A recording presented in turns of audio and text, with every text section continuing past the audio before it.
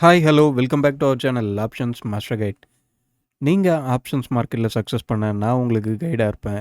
அதுக்கு நீங்கள் செய்ய வேண்டியதெல்லாம் நம்ம சேனலை சப்ஸ்கிரைப் பண்ணி நம்ம வீடியோஸ் எல்லாத்தையும் பார்த்து புரிஞ்சுக்கிறது தான். ஓகேங்களா? ஓகே, வாங்க இப்போ இன்றைக்கு உண்டான வீடியோக்குள்ளே போயிடுவோம். இந்த லெவல்ஸ், இந்த 4 க்ரீன் கலர் லைன்ஸ் இது எல்லாமே பார்த்திங்க அப்படின்னா நிஃப்டிக்கு நாம் நேற்று காலையில் மார்க்கெட் தொடங்குறதுக்கு முன்னாடி கொடுத்துருந்த லெவல்ஸ். அந்த லெவல்ஸை தாண்டி லெவல்ஸ் எப்படி ஒர்க் அவுட் ஆகிருந்ததுக்கு, அதை தாண்டி நம்ம சொல்லியிருந்த விஷயங்கள்லாம் என்னென்ன, எப்படி எப்படி நடந்திருக்கு அப்படின்றத பார்ப்போம். மார்க்கெட் பார்த்திங்கன்னா ஓப்பன் ப்ரைஸ் அப்படின்றது 25,142. நல்ல ஒரு பாசிட்டிவ்லேயே ஓப்பன் பண்ணியாச்சு. ப்ரீவியஸ் டேவோட ஹையை விட அதிகமாக ஓப்பன் பண்ணியாச்சு. ஓப்பன் பண்ணி டைரெக்டாக ஒரு ஃபால், ஓப்பன் பண்ண உடனே சடன் ஒரு ஃபால் கிடச்சிருக்கு. கிட்டத்தட்ட க்ளோஸ் ப்ரைஸை ரீச் பண்ணியிருக்கான், ஆனால் டச் பண்ணல அப்படின்னு வச்சுக்கலாம். க்ளோஸ் ப்ரைஸை ரீச் பண்ணவன் அங்கேருந்து சடனாக ஒரு அப்சைட் மூமெண்ட் எங்கே வரையும்னா ஓப்பன் ப்ரைஸ் வரையும். நம்மளோட R1 அப்படின்றது ப்ரீவியஸ் டே ஹை ப்ரைஸ்க்கு மேலே தான் இருந்திருக்கு. அந்த ஏரியாவை பிரேக் பண்ணி ஓப்பன் ப்ரைஸ் அங்கே போய் ரிஜெக்ட் ஆகிருக்கான். ரிஜெக்ட் ஆகிட்டு நம்மளோட R1 ப்ரீவியஸ் டே ஹை அந்த ஏரியாலே போயிட்டு நல்ல ஒரு சைட்வேஸ் அப்படின்ற மாதிரி தான் சொல்ல முடியும். ப்ரீமியத்தில் பெரிய மூமெண்ட் அப்படின்றது கிடைக்கல. இங்கே காலையில் இந்த ஒரு ஓப்பன் ப்ரைஸ்லேருந்து சடனாக வந்த இந்த ஃபாலை எல்லாராலையும் எடுத்துருக்க முடியும், ப்ராஃபிட் பண்ணியிருக்க முடியும் அப்படின்றது ஒரு கொஷின் மார்க்கு தான். ஆனால் இந்த ஏரியாவில் இந்த ஒரு லோவை இந்த இடத்துல செட் பண்ணிவிட்டு இங்கேருந்து கிடச்சிருக்க ஒரு அப்சைட் மூமெண்ட், இந்த ப்ரீமியத்தை நிறைய பேரால் கேப்சர் பண்ணியிருக்க முடியும். அப்படி கேப்சர் பண்ணியிருந்தவங்க ஹோல்ட் பண்ணாமல் ப்ராஃபிட்டை புக் பண்ணியிருந்தாங்க அப்படின்னா ப்ராஃபிட்டோடையே நேற்றைய நாள் முடிச்சிருந்துருக்கிறதுக்கு உண்டான வாய்ப்பு அப்படின்றது இருந்திருக்கு. ஆனால் திரும்ப நாம் ஏன் ஒரு நாளைக்கு ஃபஸ்ட்டு 2 என்ட்ரி மார்க்கெட் கொடுக்குற முதல் 2 என்ட்ரியோடு நிறுத்தணும் அப்படின்னு சொல்கிறது, மார்க்கெட்டில் ஒரு ரேஞ்ச் அப்படின்றது கம்ப்ளீட் ஆகிடுச்சு அப்படின்னா அதுக்கடுத்து சைட்வேஸ்குள்ளே போயிடும். அந்த ரேஞ்ச் எப்போ கம்ப்ளீட் ஆகும் அப்படின்றத உங்களால் ப்ரீமியத்தில் பார்த்து தெரிஞ்சிக்க முடியும். அதை நீங்கள் தெரிஞ்சுக்கிறீங்கன்ற பட்சத்தில் சடனாக அந்த ஏரியாவிலேருந்து உங்கள் டார்கெட்டோ இல்லை டார்கெட்டை ரீச் பண்ணியோ இல்லை ரீச் பண்ணுறதுக்கு முன்னாடியோ சடனாக ரிவர்சல் கிடைக்கும். அந்த இடத்துல நம்மளோட மைண்டு எமோஷனல் என்ன பண்ணோம் அப்படின்னா கொஞ்ச நேரம் வெயிட் பண்ணி பார்ப்போம், திரும்ப இந்த ஏரியாவை ரீச் பண்ணிவிடுவான் அப்படின்ற மாதிரி தான் நம்மளோட நினப்பாக இருக்கும். ஆனால் ப்ரைஸ் அந்த இடத்துக்கு வரவே இல்லை அப்படின்ற பட்சத்தில் காஸ்ட்டோ இல்லை சின்ன லாஸோ வரும்போது நம்ம மைண்டு அதை புக் பண்ணணும் அப்படின்ற எண்ணத்துக்கு போகாது. அது தொடர்ந்து நம்ம ஹோல்ட் பண்ணுற பட்சத்தில் மார்க்கெட் சைட்வேஸ்குள்ளே போகுது அப்படின்னும் போது நமக்கு லாஸ் அப்படின்றது வர ஆரம்பிச்சிடும். ஒரு லாஸை நீங்கள் புக் பண்ணிட்டீங்க அப்படின்னா திரும்ப அதுக்கடுத்து மைண்ட் செட் எப்படி மாறும் அப்படின்னா அந்த லாஸை ரெக்கவரி பண்ணணும், அன்னைக்கே ரெக்கவரி பண்ணணும் அப்படின்ற மைண்ட் செட்டுக்கு போயிடுவோம். ஒரு ரீட்டைல் ட்ரேடர் ஃபெயில் ஆகிறதே இந்த ஒரு இடத்துல இருந்து தான். அவங்களோட ஃபெயில் ஆரம்பிக்கிறது அந்த இடமா தான் இருக்கும். நல்ல ப்ராஃபிட் பண்ணிக்கிட்டு இருக்கவங்க கூட சடனாக ஒரு நாள் லாஸ் பண்ணி அந்த லாஸ் தொடர்ந்து ஒரு வாரமாக இழுத்துட்டு போயிடுவாங்க. 20-30 நாள் தொடர்ந்து பண்ண ப்ராஃபிட்டை ஒரு வாரம் லாஸில் லாஸ் பண்ணிட்டு போயிடுவாங்க. இந்த விஷயங்கள்லாம் உங்களுக்கு நடக்கக்கூடாது அப்படின்னா மார்க்கெட் 6 மணி நேரமும் ரன் ஆகுது அப்படின்னா 6 மணி நேரமும் நான் உட்காந்து ட்ரேட் எடுப்பேன் அப்படின்ற நினப்பிலேருந்து வெளியே வாங்க. முதல்ல ஒரு ஆப்ஷன்ஸோட மார்க்கெட் அப்படின்றது ஒரு கடல். ஷேர் மார்க்கெட்னாவே ஒரு கடல் தான். இந்த கடலில் ஒரு ரீட்டைல் ட்ரேடர்கிட்ட இருக்கிற பணம் எல்லாம் ஒரு கட்டுமரம் அளவு தான். இந்த கட்டுமரத்தில் நீங்கள் போய் கடலில் மீன் பிடிக்க போகிறீங்கன்னா உங்கள் கட்டுமரத்தில் என்ன எடை தாங்குமோ அதை ஏற்றிக்கிட்டு வெளியே வந்துட்டீங்க, கரைக்கு வந்துட்டீங்க அப்படின்னா பொழைச்சிப்பீங்க. இல்லை நான் மொத்த கடலில் இருக்க மொத்த மீனையும் பிடிச்சிட்டு வருவேன்னு சொல்லி இருந்தீங்க அப்படின்னா உங்கள் கட்டுமரம் தாங்காது, கடலில் கவுந்துருவீங்க. இந்த இடத்துக்கு போகக்கூடாது அப்படின்னா உங்களோட லிமிட் என்ன அப்படின்றது உங்களுக்கு தெரிஞ்சிருக்கணும். உங்களுக்கு உண்டான டார்கெட் அச்சீவ் ஆனதுக்கப்புறம் அதை புக் பண்ணி வெளியே வர்றது, அதுதான் பழக்கம். அந்த பழக்கம் உங்களுக்கு கண்டினியூ ஆச்சு அப்படின்னா தான் ஓவர் ட்ரேட் அப்படின்ற விஷயம் உங்களுக்கு அவாய்ட் ஆகும். அப்படி நீங்கள் ஓவர் ட்ரேட் அப்படின்றத அவாய்ட் பண்ணிட்டீங்க அப்படின்னாவே உங்கள் கேபிட்டல் சேஃபாக இருக்கும். கேபிட்டல் சேஃபாக இருந்தாவே கான்ஃபிடென்ட் அப்படின்றது அதிகமாக இருக்கும். அடுத்தடுத்த என்ட்ரிகளை உங்களால் சுலபமாக எடுக்க முடியும். ஸோ ஓவர் ட்ரேட் அப்படின்ற இடத்துக்கு போகாதீங்க. இந்த இடத்துல பார்த்தீங்க அப்படின்னா ஓப்பன் ப்ரைஸ் நம்மளோட R2 அப்படின்றத கிட்டத்தட்ட ஒரு 5 பாயிண்டில் மிஸ் பண்ணியிருந்திருக்கான். ஆனால் எக்ஸாக்டாக பார்த்தீங்க அப்படின்னா இங்கே வச்சுருந்துருக்க ஹை 153 இதுதான் பார்த்தீங்க அப்படின்னா நமக்கு இந்த மந்தோட R1. எக்ஸாக்டாக மார்க்கெட் அங்கே தான் ரிஜெக்ட் ஆகிருந்திருக்கு. அடுத்து என்ன நடக்க போகுது? ஆக்சுவலாக இன்னமும் அந்த இடத்துல ப்ரீமியம் தேவையான ப்ரீமியம் அப்படின்றது இன்னமும் இருக்குது. மார்க்கெட் இன்றைக்கி என்ன சொல்ல வருது, இன்றைய லெவல்ஸ் என்ன சொல்லுது, இன்றைய ப்ரீமியம் என்ன சொல்லுது, ஒரு கான்ட்ராக்ட் அப்படின்றது நேற்று க்ளோஸ் ஆகிருக்கு. இன்றைக்கி நாம் புதுசாக 28 எக்ஸ்பைரி, இது புதுசுன்றது நமக்கு தான், ஒரு ரீட்டைல் ட்ரேடருக்கு தான். நாம் தான் இந்த கான்ட்ராக்டை இன்னையிலேருந்து ட்ரேட் பண்ண ஆரம்பிப்போம். இந்த கான்ட்ராக்டில் செல்லர் என்ன பண்ணிட்டு வந்திருக்கான், என்ன நடந்திருந்தா எக்ஸிட் பண்ணுவான், இல்லை பொசிஷனை ஆவரேஜ் பண்ணுவான், இந்த மாதிரியான விஷயங்கள்லாம் லெவல்ஸ் என்ன சொல்லுது, ப்ரீமியம் என்ன சொல்லுது, ரெண்டுத்தையும் சேர்த்து பார்த்துருவோம். ஓகே, இன்றைக்கூட லெவல்ஸ் எடுத்தாச்சு. இந்த லெவல்ஸை பார்க்குறதுக்கு முன்னாடி நாம் பார்த்தீங்க அப்படின்னா வீடியோஸ் ஏர்லி மார்னிங் தான் நாம் அப்லோட் பண்ணுவோம். நிறைய பேருக்கு தெரியும், நாம் வாட்ஸ்அப்பில் நிறைய பேருக்கு லிங்க் அப்படின்றத ஷேர் பண்ணுவோம். எல்லாருமே அந்த லிங்க் வந்தால் தான் வீடியோ வந்திருக்கு, வீடியோ அப்லோட் பண்ணியிருந்திருக்கோம் அப்படின்னு சொல்லி லிங்க்கு கொடுத்தா தான் வீடியோஸ் வியூவே போகுது. நமக்கு ஆவரேஜாக 100 வியூ தான் போகும். அந்த லிங்க் அப்படின்றது கொடுக்கல அப்படின்ற பட்சத்தில் அந்த 100 வியூவும் போகிறது கிடையாது. நாம் வீடியோ அப்லோட் பண்ணியிருக்கோமா இல்லையா அப்படின்றத நம்ம சேனலை சப்ஸ்கிரைப் பண்ணிவிட்டு பக்கத்தில் இருக்க பெல் ஐக்கானை நீங்கள் கிளிக் பண்ணிக்கிறதுக்கு மூலயமா உங்களுக்கு நாம் வீடியோ அப்லோட் பண்ணதுக்கப்புறமே நோட்டிஃபிகேஷன் வந்துடும். நாம் போடுற வீடியோவை மார்க்கெட் தொடங்குறதுக்கு முன்னாடி நீங்கள் பார்த்துட்டிங்க அப்படின்னா என்னோடய வியூ என்ன மாதிரி இருக்குது, மார்க்கெட்டில் என்ன மாதிரி இருக்குது அப்படின்றத உங்களால் அண்டர்ஸ்டாண்ட் பண்ணிக்க முடியும். நம்மளை நீங்கள் தொடர்ந்து ஃபாலோ பண்ணுறீங்க அப்படின்ற பட்சத்தில் அதுக்கேற்ற மாதிரி உங்களோட முடிவையும் நீங்களும் பிளான் பண்ணிக்க முடியும்.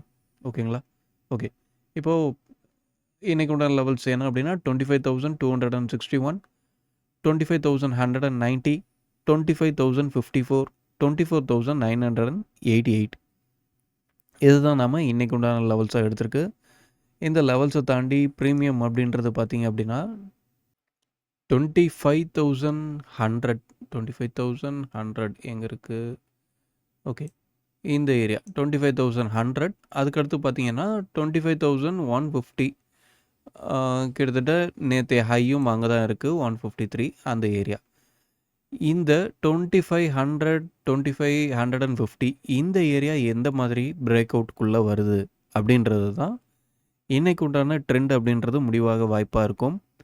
மார்க்கெட் இந்த 25,100 இந்த ஸ்ட்ரைக்குக்கு கீழே இருக்கிறதே மார்க்கெட் கீழே போகுது அப்படின்ற ஒரு அறிகுறியாக தான் தெரியுது. இப்போதைக்கு பார்த்திங்க அப்படின்னா நமக்கு க்ளோஸ் ப்ரைஸ் அப்படின்றதே 25,083 அங்கே தான் முடிஞ்சிருந்துருக்கு.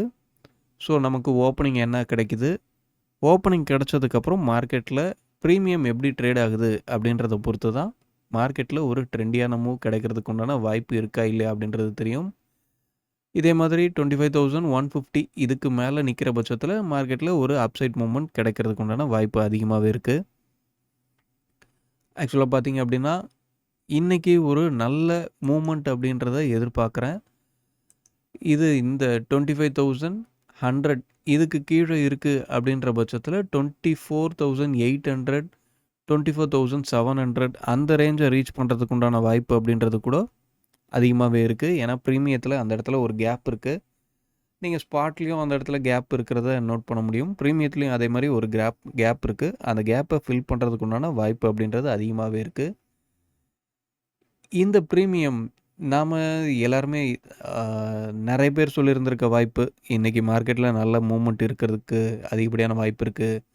ஏன்னா முதல் நாளோட ரேஞ்ச் அப்படின்றது ரொம்பவே சின்னதாக இருக்குது. ஹை டு லோ அப்படின்றதே பார்த்திங்க அப்படின்னா 100 பாயிண்ட்டுக்கும் கம்மியாக இருக்குது. கிட்டத்தட்ட 100 பாயிண்ட் தான் இருக்குது. ஒரு ஆவரேஜ் மூமெண்ட் அப்படின்றது ரீச் ஆகலை. ஸோ இன்றைக்கி நல்ல மூமெண்ட் இருக்கிறதுக்கு வாய்ப்பு அப்படின்றத நிறைய பேர் சொல்லியிருந்திருப்பீங்க. ஆக்சுவலாக சொல்லியிருந்திருக்கதை கேட்டிருந்திருப்பீங்க.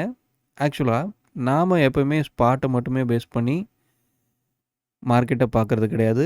ப்ரீமியத்தில் என்ன நடக்குது, ப்ரீமியத்தை பேஸ் பண்ணி தான் நாம் எப்போவுமே ட்ரேட் பண்ணுறது.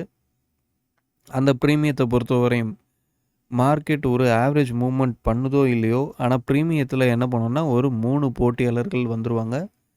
ஆனால் நேற்று பார்த்தீங்க அப்படின்னா அது 2 பேரோட நிற்கிது. இது என்ன ஆகும் அப்படின்னா, நீங்கள் ஒரு கிரிக்கெட் மேட்ச்சில் டெஸ்ட் மேட்ச் அப்படின்றத பார்த்துருப்பீங்க. இந்த டெஸ்ட் மேட்ச்சில் என்ன நடக்கும் அப்படின்னா, ஃபர்ஸ்ட் பேட்டிங் ஒரு டீம் பண்ணுவாங்க. திரும்ப செகண்ட் பேட்டிங் ஒரு டீம் பண்ணுவாங்க. இந்த செகண்ட் பேட்டிங் பண்ணுற டீம் என்ன பண்ணணும் அப்படின்னா, ஃபர்ஸ்ட் பேட்டிங் பண்ணியிருந்த டீமோட அவங்க எவ்வளோ ஸ்கோர் பண்ணியிருக்காங்களோ, அந்த ஸ்கோரில் ஒரு 50%க்கு அபோவாவது அவங்க ரீச் பண்ணி ஆகணும். ரீச் பண்ணிவிட்டு அதுக்கப்புறம் அவங்க ஆல் அவுட் ஆனாங்களோ இல்லை டிக்ளேர் பண்ணாங்களோ, அதுக்கப்புறம் தான் ஏற்கனவே ஃபர்ஸ்ட் பேட்டிங் ஆடின டீம் செகண்ட் இன்னிங்ஸை திரும்ப வந்து ப்ளே பண்ணுறதுக்கு உண்டான வாய்ப்பு அங்கே வரும்.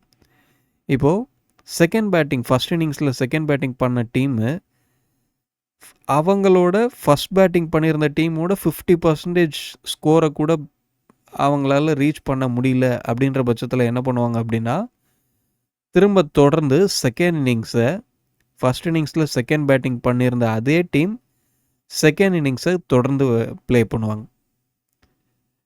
இது கிரிக்கெட்டில் நீங்கள் பார்த்துருக்கலாம். அதே விஷயந்தான் இங்கே ப்ரீமியத்துலேயும் நடக்கும். கிட்டத்தட்ட அதே கான்செப்ட் தான். முதல் நாளில் குறைவான போட்டியாளர்கள் இருக்கிற பட்சத்தில் அடுத்த நாள் அதிகப்படியான போட்டியாளர்கள் வர்றதுக்கு உண்டான வாய்ப்பு அப்படின்றது கிடைக்கும். ஏன் அப்படின்னா, இந்த ஆப்ஷன் செயின் அப்படின்றது ஒரு அல்காரிதம். இந்த அல்காரிதம் எப்படி வேலை செய்யுது அப்படின்ற லாஜிக்கை நீங்கள் புரிஞ்சுக்கிட்டீங்க அப்படின்னா, ப்ரீமியத்தில் ஏன் இதெல்லாம் நடக்குது, நிறைய டைம் வெள்ளிக்கிழமையில் ஒரு நல்ல மூமெண்ட் கிடைக்கிறதுக்கு நல்ல மூமெண்ட் ஒரு அப் சைட்லேயோ இல்லை டவுன் சைட்லேயோ வேகமான மூமெண்ட் இருக்கிறதுக்கு இருந்திருக்கிறத நிறைய தடவை பார்த்துருப்பீங்க. அதெல்லாம் ஏன் நடக்குது அப்படின்னா, நமக்கு நிஃப்டியை பொறுத்தவரையும் வியாழக்கிழமை தான் எக்ஸ்பைரி டேவாக இருக்குது. ஒரு எக்ஸ்பைரி டே முடிஞ்சதுக்கப்புறம் என்ன நடக்கும் அப்படின்னா, அந்த வியாழக்கிழமை வரையும் அந்த எக்ஸ்பைரி என்ன சொல்லுச்சோ அதை தான் ஸ்பாட்டு கேட்டிருக்கும். ஆனால் அடுத்து வெள்ளிக்கிழமை அப்படின்றது அடுத்த எக்ஸ்பைரி முடிஞ்ச எக்ஸ்பைரி அதோட வேலை அதோட முதல் நாளோட முடிஞ்சிருச்சு. அடுத்த எக்ஸ்பைரி என்ன சொல்லுதோ அதை தான் மறுநாள் ஸ்பாட் கேட்கும். உங்களுக்கு எப்பவுமே பார்த்தீங்க அப்படின்னா ஒரு எக்ஸ்பைரியும் ஒரு இன்ஃபர்மேஷனை உங்களுக்கு கொடுத்துக்கிட்டே தான் இருக்கும். மார்க்கெட் ரெஸ்பாண்ட் பண்ண போகிறது எது கரண்ட் எக்ஸ்பைரியோ அந்த எக்ஸ்பைரிக்கு தான் ரெஸ்பாண்ட் பண்ணிகிட்டு இருக்கோம். அந்த எக்ஸ்பைரியில் நாம் இப்போ நேற்று வரையும் என்ன சொல்லியிருந்தோம் அப்படின்னா, பை அண்ட் டிப் என்ன தான் இறங்கினாலும் திரும்ப ஏறுறதுக்கு உண்டான வாய்ப்பு அப்படின்றது தான் நேற்று வரையும் நாம் சொல்லியிருந்தோம். ஆனால் இன்றைக்கி என்ன சொல்லியிருக்கோம் அப்படின்னா, 2500க்கு கீழே நிற்கிற பட்சத்தில் நல்ல ஒரு டவுன் போகிறதுக்கு உண்டான வாய்ப்பு அப்படின்றத சொல்கிறோம். இது எல்லாமே அந்தந்த கான்ட்ராக்ட் வேறு இன்ஃபர்மேஷனை கொடுக்குற பட்சத்தில் தான் இந்த மாதிரியான நிகழ்வுலாம் உங்களுக்கு கிடைக்கும். ஸோ ப்ரீமியத்தை தொடர்ந்து வாட்ச் பண்ணுங்கள். ப்ரீமியத்தில் என்ன நடக்குது அப்படின்ற அந்த விஷயங்களை புரிஞ்சுக்கோங்க. சப்போஸ் நான் சொல்கிற இந்த ஒரு விஷயம் ஒரு சின்ன நம்மளோட ஸ்ட்ராட்டஜியில் ஒரு 40% உங்களுக்கு சொல்கிறேன் அப்படின்னு சொல்லி எடுத்துக்கோங்க. 2550 மார்க்கெட் சப்போஸ் ப்ரீவியஸ் டேவோட ஹை நேற்று ஹை இந்த 153 இருக்குது. இதுக்கும் மேலே ஓப்பன் பண்ணி ஒரு பிரேக் அவுட் கிடச்சிருச்சு அப்படின்ற பட்சத்தில் தொடர்ந்து மேலே போகுமா போகாதா அப்படின்ற டவுட் உங்களுக்கு இருந்தது அப்படின்னா, தொடர்ந்து மேலே போகணும் அப்படின்னா என்ன நடக்கணும் அப்படின்றத சொல்கிறேன் பாருங்கள். 2550 புட் லைவ் மார்க்கெட்டில் ஒரு லோ வைப்பான். அந்த லோக்கு மேலே கால் ட்ரேட் ஆனால் மட்டும்தான் மார்க்கெட்டால் 150 தொடர்ந்து 150க்கு மேலே பிரேக் பண்ணி மேலே தொடர்ந்து போகக்கூடிய வாய்ப்பு அப்படின்றது கிடைக்கும்.